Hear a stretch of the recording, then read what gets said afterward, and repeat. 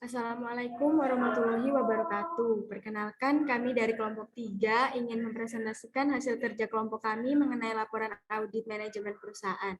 Kelompok kami mengambil contoh laporan audit manajemen dari PT Serat Sutra. Sebelum masuk ke pembahasan, izinkan kami dari kelompok 3 memperkenalkan diri masing-masing. Nama saya Kirana Purani Murti, absen 15. Perkenalkan, nama saya Nuki Novavianti Wulandari, absen 21. Perkenalkan, nama saya Putri Intania, absen 22.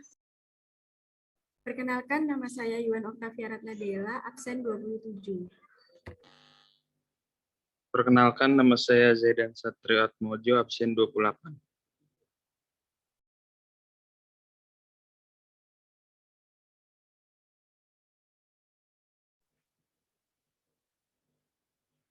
Di sini ada contoh laporan audit manajemen PT Serat Sutra.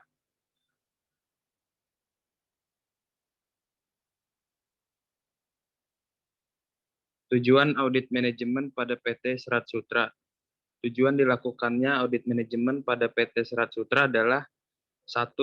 Menilai ekonomisasi, efisiensi, dan efektivitas pengelolaan program proses produksi pada perusahaan agar tidak terjadi keterlambatan pengiriman barang.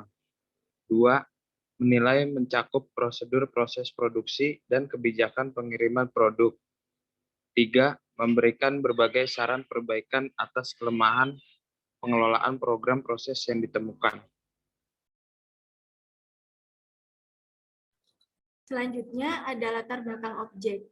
Perusahaan PT Serat Sutra berlokasi di Jalan Putra Bangsa 3, Blok E, Kafling 60, Surabaya. Berdiri pada tanggal 15 September 1990.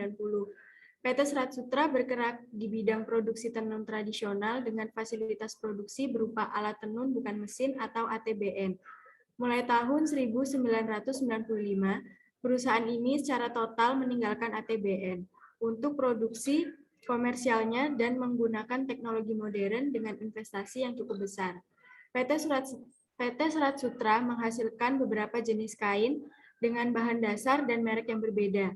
Bahan baku sebagian masih merupakan bahan impor, terutama yang tidak tersedia cukup di dalam negeri.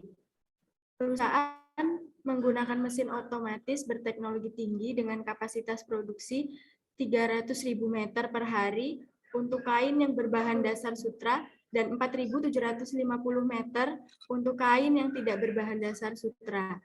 Dari kapasitas produksi yang dimiliki, perusahaan beroperasi sebesar 85% dari kapasitas penuh.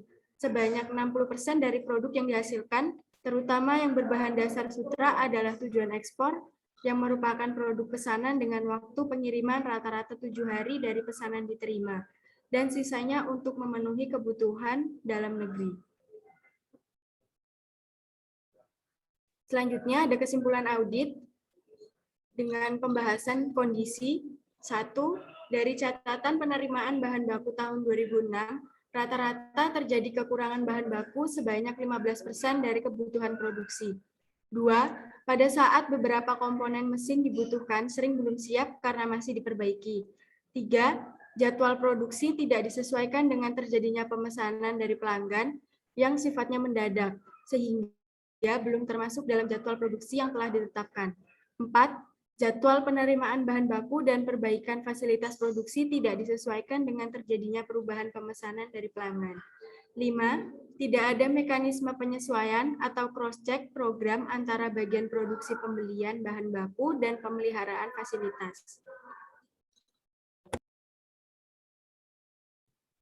Selanjutnya, kriteria audit dilihat dari kesimpulan audit dilihat dari kriteria yang pertama, jadwal produksi disusun berdasarkan rencana penjualan yang secara ketat menghubungkan rencana pengiriman barang dengan jadwal diproduksi setiap jenis produksi. Yang kedua, jenis produksi harus mampu meminimumkan yang pertama, biaya persediaan, di mana persediaan maksimum 5% dari produksi setiap bulan untuk setiap jenis barang. Yang kedua, biaya penyetelan atau setup mesin. Yang ketiga, upah lembur. Dan yang terakhir, penganggaran sumber daya. Selanjutnya yang ketiga, jadwal produksi harus terintegrasi dengan yang pertama, jadwal penerimaan bahan baku. Bahan baku tersedia dan siap dialokasi pabrik 6 jam sebelum proses produksi dimulai. Yang kedua, pemeliharaan fasilitas produksi. Mesin selalu dalam keadaan siap untuk dioperasikan. Yang ketiga, pengiriman barang. Barang jadi dikirim paling lambat 7 hari kerja sejak pesanan diterima. Yang keempat, jadwal produksi harus mengoptimalkan tingkat penggunaan kapasitas produksi.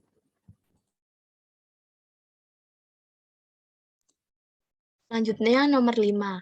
Jadwal produksi harus selaras dengan jadwal pada fungsi-fungsi yang lain. Keenam, perusahaan harus memiliki pedoman tertulis tentang perubahan jadwal produksi yang diakibatkan oleh adanya tambahan atau perubahan pesanan pelanggan, agar tidak mengganggu rencana produksi dan pengiriman yang telah terjadwal. Selanjutnya, kesimpulan audit pada penyebab. Yang pertama, perencanaan kebutuhan bahan baku perusahaan atau terutama untuk produk berbahan dasar sutra yang masih diimpor sering tidak tepat sehingga kedatangan bahan baku sering terlambat. Yang kedua, jadwal pemeliharaan mesin tidak selalu tepat dengan jadwal penggunaannya. Yang ketiga, perusahaan tidak atau belum memiliki pedoman tertulis sebagai dasar untuk melakukan perubahan jadwal produksi. Jika terjadi tambahan atau perubahan permintaan dari pelanggan. Yang keempat, operator mesin dan bagian pemeliharaan fasilitas produksi dikendalikan oleh kepala bagian yang berbeda. Yang kelima, karena proses produksi harus berjalan terus, supervisor memerintahkan untuk memproduksi terlebih dahulu produk yang bahan bakunya tersedia di lokasi pabrik, walaupun belum waktunya diproses. Selanjutnya, kesimpulan audit akibat. Pertama, jadwal produksi hanya mampu mencapai kuantitas 90% dari produk yang dibutuhkan untuk memenuhi pesanan pelanggan yang sesuai dengan jadwal pengiriman yang telah ditetapkan.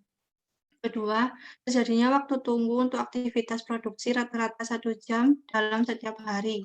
Ketiga, tertundanya pengiriman barang yang terjadwal rata-rata 2 hari untuk setiap pemesanan.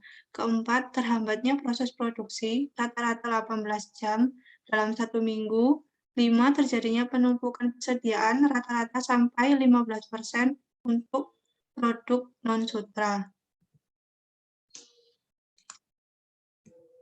Selanjutnya, rekomendasi yang diberikan auditor.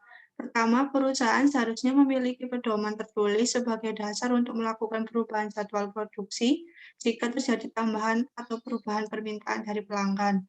Kedua, perusahaan seharusnya mengadakan mekanisme penyesuaian atau cross-check program antara bagian produksi untuk mencegah terjadinya keterlambatan produksi.